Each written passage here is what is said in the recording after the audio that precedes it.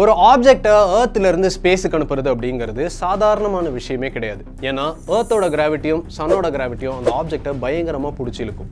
அதை over come பண்ணுறதுக்கு அதிக ஃபியூல் தேவைப்படும். ஆனால் ஃபியூல் அதிகமாச்சுன்னா வெயிட்டும் அதிகமாகும். ஸோ அந்த வெயிட்டை கேரி பண்ணுறதுக்கு இன்னும் அதிக ஃபியூல் தேவைப்படும். இந்த பிரச்சனை இப்படியே ரிப்பீட் ஆகிட்டே இருக்கும். ஸ்பேஸ் மிஷனை பொறுத்த வரைக்கும் லைட் வெயிட்டாக போகணும், ரொம்ப தூரம் போகணும், ஆனால் கம்மியான ஃபியூலில் போகணும். அதுக்கு நீ கனவுல தான் போகணும். இது எப்படி பாசிபிள் ஆகும் அப்படின்னு நீங்கள் நினைக்கலாம். ஆனால் அமெரிக்கா ஒன்றும் இல்லை 2 ஸ்பேஸ் ப்ரோப்ஸை கம்மியான ஃபியூலை யூஸ் பண்ணி நம்மளோட சோலார் சிஸ்டத்துக்கிட்டே வெளியில் அனுப்பியிருக்காங்க. இந்த ஸ்பேஸ் மிஷனுக்கு அவங்க அப்படி என்ன ட்ரிக்கை யூஸ் பண்ணாங்க அண்ட் நம்ம சோலார் சிஸ்டத்தில் இருக்கக்கூடிய பிளானட்ஸ் இந்த மிஷனுக்கு எப்படி ஹெல்ப் பண்ணுச்சு, இதை பற்றி தான் இந்த வீடியோவில் நம்ம பார்க்க போகிறோம்.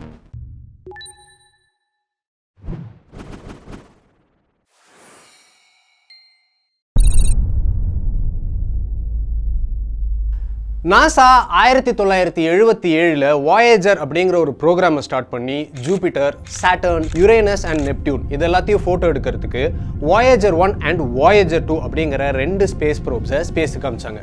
இந்த 2 ஸ்பேஸ் ப்ரோப்ஸுமே இப்போ ஏர்த்தை விட்டு 20 பில்லியன் கிலோமீட்டர்ஸ் தள்ளி இருக்கு.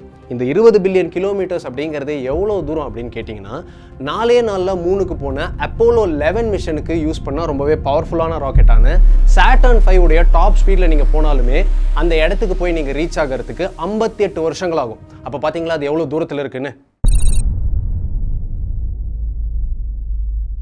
லேட்டஸ்ட் டெக்னாலஜிஸ் இருக்கிறதால இப்போ நம்மளால் ஈஸியாக ஸ்பேஸ் பற்றின நாலேஜை கெயின் பண்ணிக்க முடியுது. ஆனால் எந்த விதமான லேட்டஸ்ட் டெக்னாலஜியும் இல்லாத அந்த காலகட்டத்திலேயே நாசா 2 ஸ்பேஸ் ப்ரோப்ஸை சோலார் சிஸ்டத்தை விட்டே வெளியில் அனுப்பியிருக்காங்க. அது எப்படி அப்படிங்கிறத இப்போ நம்ம பார்க்கலாம். இங்கே 3 பேர் இருக்காங்க. இவங்க தான் சன். இவங்க ஒரு கயிறை வச்சு ஒருத்தனை பிடிச்சி இழுத்துட்டு இருக்காங்க. இந்த கயிறு தான் சன்னோட கிராவிடேஷனல் ஃபோர்ஸ். இன்னொருத்தன் தான் ஜூபிட்டர். ஜூபிட்டருக்குன்னு ஒரு கிராவிட்டி இருக்கும். ஜூபிட்டர் கிட்ட ஒருத்தன் வேகமாக வரான். அவன் தான் ஸ்பேஸ் கிராஃப்ட்.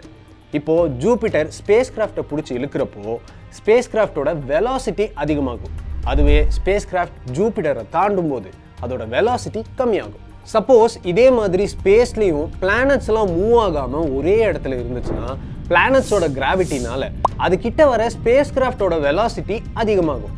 அதுவே பிளானட்ஸை விட்டு தள்ளி போகிறப்போ ஸ்பேஸ் கிராஃப்டோட வெலாசிட்டி கம்மியாகும். இங்கே 2 சைடும் சிமெட்ரிக்கலாக பார்த்தீங்கன்னா ஸ்பேஸ் கிராஃப்டோட வெலாசிட்டி சேமாக தான் இருக்கும். ஆனால் ரியாலிட்டியில் பிளானட்ஸ் எல்லாம் ஹை வெலாசிட்டியில் மூவ் ஆகிட்டே இருக்கும். ஜூபிட்டர்லாம் பார்த்தீங்கன்னா 47,000 km/h அப்படிங்கிற வெலாசிட்டியில் சூரியனை சுற்றி வந்துக்கிட்டு இருக்கும். ஒரு பொருளுக்கு மாஸ் இருந்து அந்த பொருள் ஸ்ட்ரெயிட் லைனில் மூவ் ஆச்சுன்னா அங்கே லீனியர் மொமெண்டம் கிரியேட் ஆகும். இதுவே ஒரு பொருள் ரொட்டேட் இல்லை ரிவால்வ் ஆச்சு அப்படின்னா அங்கே ஆங்குலர் மொமெண்டம் கிரியேட் ஆகும். அதனால இப்போ ஜூபிட்டர் வேகமாக சுற்றிக்கிட்டு இருக்கான். இப்போ ஜூபிட்டர் ஸ்பேஸ் கிராஃப்டை பிடிச்சி இழுக்கும்போது ஜூபிட்டர் மூவ் ஆகிட்டு இருக்கிறதுனால ஜூபிட்டரோட ஆங்குலர் மொமெண்டம் கொஞ்சம் ஸ்பேஸ் கிராஃப்டுக்கும் டிரான்ஸ்ஃபர் ஆகும். அதனால ஸ்பேஸ் கிராஃப்டோட வெலாசிட்டி அதிகமாகி ஸ்பேஸ் கிராஃப்ட் இன்னும் ஃபாஸ்ட்டாக மூவ் ஆகும். ஜூபிட்டர் கொஞ்சம் ஸ்லோவாகும்.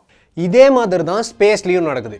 இங்கே இவன் கையால் கொடுக்குற ஃபோர்ஸ் தான் அங்கே பிளானட்ஸோட கிராவிட்டி. இந்த டெக்னிக்கோட பேர் கிராவிட்டி அசிஸ்ட். இந்த இடத்துல உங்களுக்கு ஒரு டவுட் வரலாம்.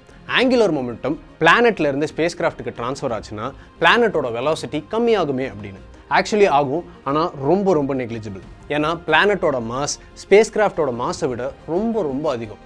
உதாரணத்துக்கு ஜூபிட்டரோட மாஸ் ஏர்த்தோட மாஸை விட 318 மடங்கு அதிகம். ஸோ மொமெண்டம் ட்ரான்ஸ்ஃபர்னால ஏற்படுற பிளானட்டோட வெலாசிட்டி லாஸ் அப்படிங்கிறது ரொம்ப கம்மி. ஆனால் ஸ்பேஸ் கிராஃப்டோட வெலாசிட்டி அப்படிங்கிறது ரொம்பவே இன்க்ரீஸ் ஆகும். ஜூபிட்டரோட கிராவிட்டினால வாயேஜர் 1ஓட வெலாசிட்டி 10 km/s அப்படிங்கிற அளவுக்கு இன்க்ரீஸ் ஆச்சு. வெலாசிட்டின்னு சொன்ன உடனே எனக்கு இன்னொரு விஷயம் ஞாபகம் வருது. இந்த கிராவிட்டி அசிஸ்ட் டெக்னிக்கை வச்சு ஸ்பேஸ் கிராஃப்டோட ஸ்பீடு மட்டும் கிடையாது, அதனுடைய டைரக்ஷனையும் நம்மளால சேஞ்ச் பண்ண முடியும். அது எப்படின்னு இப்போ பார்க்கலாம். சன்னோட பாயிண்ட் ஆஃப் வியூல இருந்து பார்க்குறோன்னு வச்சுக்கோங்க. இங்கே ஒரு கிளாத் இருக்குது. இதை ஸ்பேஸ்னும் பெரிய பாலை பிளானட்னும் சின்ன பாலை ஸ்பேஸ் கிராஃப்ட்னு வச்சுக்கலாம். இப்போது வெயிட்டான பெரிய பாலை கிளாத்தில் வைக்கிறேன். ஒரு சின்ன டிப் அதாங்க பள்ளம் கிரியேட் ஆகும். இப்படி தான் சன் அண்ட் பிளானட்ஸோட கிராவிட்டினால ஸ்பேஸ்லேயும் டிப் கிரியேட் ஆகும். இதை கிராவிட்டி வெல் அப்படின்னு சொல்லுவோம். இப்போது சின்ன பாலை பெரிய பாலுக்கு பக்கத்தில் போகிற மாதிரி ரோல் பண்ணி விட்டால் அந்த பால் டிப்பில் இறங்கி ஏறும். இறங்கும்போது அதோடைய ஸ்பீடு எவ்வளோ அதிகமாகுதோ அதே அளவுக்கு அதோட ஸ்பீட் ஏறும்போது கம்மியாகும். அதனால் அதோட ஸ்பீடில் எந்த விதமான சேஞ்சஸும் இருக்காது. பட் நம்ம ஆல்ரெடி பார்த்தோம் பிளானட்ஸ் எல்லாம் ஹை வெலாசிட்டியில் மூவ் ஆகிட்டு இருக்கோம் அப்படின்னு. அதனால் பெரிய பாலையும் சின்ன பாலையும் ஒரே டைமில் ரோல் பண்ணி விடுறப்போ சின்ன பாலோட ஸ்பீட் இன்க்ரீஸ் ஆகிறத நீங்கள் பார்க்கலாம். கூடவே டைரக்ஷனும் சேஞ்ச் ஆகுது. இங்கே பெரிய பால் மூவ் ஆகும்போது அது கிரியேட் பண்ணுற டிப்பும் அது கூடவே மூவ் ஆகிட்டு இருக்கும். இப்படி இருக்கிறதால சின்ன பாலோட இறங்குற டைம் அதிகமாக இருக்கும், ஏறுற டைம் கம்மியாக இருக்கும். அதனால் சின்ன பாலோட ஓவரால் வெலாசிட்டி இன்க்ரீஸ் ஆகும். இங்கே இன்னொரு விஷயம் என்னென்னா, பெரிய பால் மூவ் ஆகிற அதே டைரெக்ஷனில் சின்ன பால் அது கிட்ட வந்துச்சு அப்படின்னா சின்ன பாலுடைய வெலாசிட்டி அதிகமாகும். இதுவே பெரிய பால் மூவ் ஆகிற டைரெக்ஷனுக்கு ஆப்போசிட் டைரெக்ஷனில் சின்ன பால் பெரிய பால் கிட்ட வந்துச்சுன்னா சின்ன பாலுடைய வெலாசிட்டி கம்மியாகும். இதுக்கு காரணம் சின்ன பால் இறங்குற டைம் கம்மியாக இருக்கும், ஏறுற டைம் அதிகமாக இருக்கும். இதே மாதிரி தான் சோலார் சிஸ்டமில் பிளானட்ஸ் மூவ் ஆகிட்டு இருக்கிறதால அது கிரியேட் பண்ணுற டிப்பும் அது கூடவே மூவ் ஆகிட்டு இருக்கும். So space craft planets travel பண்ணுற அதே டைரெக்ஷனில் அது கிட்ட போகிறப்போ ஸ்பேஸ் கிராஃப்டுடைய வெலாசிட்டி அதிகமாகும். அதுவே ஸ்பேஸ் கிராஃப்ட் பிளானட்ஸ் ட்ராவல் பண்ணுற டைரெக்ஷனுக்கு ஆப்போசிட் டைரெக்ஷனில் பிளானட்ஸ் கிட்ட போகிறப்போ ஸ்பேஸ் கிராஃப்டோட வெலாசிட்டி கம்மியாகும். இந்த கிராவிட்டி அசிஸ்ட் டெக்னிக் பற்றின நாலேஜ் ஆஸ்ட்ரோனமர்ஸ்க்கு 1900s தான் தெரிய வந்திருக்கு. அவங்க ஜூபிட்டர் கிட்ட பாஸ் ஆகிற காமெட்டுடைய ஆர்பிட் சேஞ்ச் ஆகிறத நோட் பண்ணுறாங்க. அப்புறம் இந்த டெக்னிக்கை அவங்க சோவியத்துடைய முதல் ஸ்பேஸ் கிராஃப்டான லூனா 3ல் பயன்படுத்துகிறாங்க. இந்த டெக்னிக்கை வாயேஜர் மிஷனுக்கு முன்னாடி நிறைய ஸ்பேஸ் கிராஃப்ட்ஸ்லாம் அவங்க பயன்படுத்தியிருக்காங்க. ஆனால் வாயேஜர் மிஷன் தான் ரொம்ப ஃபேமஸ். ஏன்னா வாயேஜர் 1 தான் முதலாக சோலார் சிஸ்டத்தை விட்டே வெளியில் போயிருக்கு. ரெண்டாவதா வாயேஜர் 2. இந்த வாயேஜர் 2 அனுப்பும்போது ஒரு பெரிய அட்வான்டேஜும் இருந்தது. என்னன்னு பார்த்தீங்கன்னா, வாயேஜர் 2 கரெக்டாக அவுட்டர் பிளானட்ஸ் எல்லாம் கிட்ட ஒன்றா அலைன் ஆகும்போது லான்ச் பண்ணாங்க. இந்த பிளானட்டரி அலைன்மெண்ட் பார்த்தீங்கன்னா 175 வருஷத்துக்கு ஒரு தடவை நடக்கும். அதனால ஃபியூவல் செலவு நல்லாவே கம்மியாச்சு. இவ்வளோ ஏன் நம்மளோட சந்திராயன் மிஷனில் கூட இந்த கிராவிட்டி அசிஸ்ட் டெக்னிக்கை யூஸ் பண்ணியிருக்காங்க. அவன் பொருளை உருவே அவனே போடணும்டா. இந்த ஸ்டேட்மெண்ட்டை நாசா ரொம்பவே சீரியஸாக எடுத்துக்கிட்டாங்கன்னு நான் நினைக்கிறேன். இதை நான் ஏன் சொல்கிறேன்னா, பிளானட்ஸோட கிராவிட்டியை வச்சு சன்னோட கிராவிட்டியை முறியடிச்சு வாயேஜர் மிஷன் மூலமாக ஒரு ஹிஸ்டாரிக்கல் மைல் ஸ்டோனை அச்சீவ் பண்ணியிருக்காங்க. ரொம்பவே இன்ட்ரெஸ்டிங்காக இருந்ததில்ல. இதே மாதிரி வேறு எந்த டாப்பிக்கில் நாங்கள் வீடியோ போடணும் அப்படிங்கிறத நீங்கள் எங்களுக்கு கமெண்ட் பாக்ஸில் சொல்லுங்கள். இந்த வீடியோ உங்களுக்கு பிடிச்சிருக்கு அப்படின்னா இந்த வீடியோவை லைக் பண்ணுங்கள், மறக்காமல் எங்களோட சேனலை சப்ஸ்கிரைப் பண்ணுங்கள்.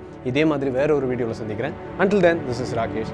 உங்கள் குழந்தைங்களோட ஸ்க்ரீன் டைம் ரொம்ப யூஸ்ஃபுல்லாக இருக்கணும்னு நினைக்கிற பேரண்ட்டாக நீங்கள் யூடியூப், இன்ஸ்டாகிராமில் சும்மா ஷார்ட்ஸ் அண்ட் ரீல்ஸ் மட்டும் கன்சியூம் பண்ணாமல் அதுக்கு பதிலாக யூஸ்ஃபுல்லாக future skills and educational content இந்த மாதிரியான நல்ல கண்டென்ட்டில் அவங்க எங்கேஜ் ஆகணும்னு நினைக்கிற பேரண்ட்டாக நீங்கள் rocket science, aero modelling, electronics, simple machine இந்த மாதிரியான யூஸ்ஃபுல்லான எஜுகேஷனல் கான்செப்ட்ஸை ரொம்பவே ஈஸியாக ஸ்டெம் எஜுகேஷன் மூலமாக உங்கள் குழந்தைங்க கற்றுக்கணும் அப்படின்னு நினைக்கிறீங்களா? அப்போது வர சண்டே அன்னைக்கு சிட்டியிலேருந்து நடக்க போகிற சயின்டிஃபிக் பேரண்டிங் ஒர்க் ஷாப்க்கு ரெஜிஸ்டர் பண்ணி உங்கள் குழந்தைங்களோட ஸ்க்ரீன் டைமில் யூஸ்ஃபுல்லாக எங்கேஜிங்கான ஸ்டெம் கான்செப்ட்ஸை எப்படி கற்றுக்கிறது அப்படிங்கிறத தெரிஞ்சுக்கோங்க.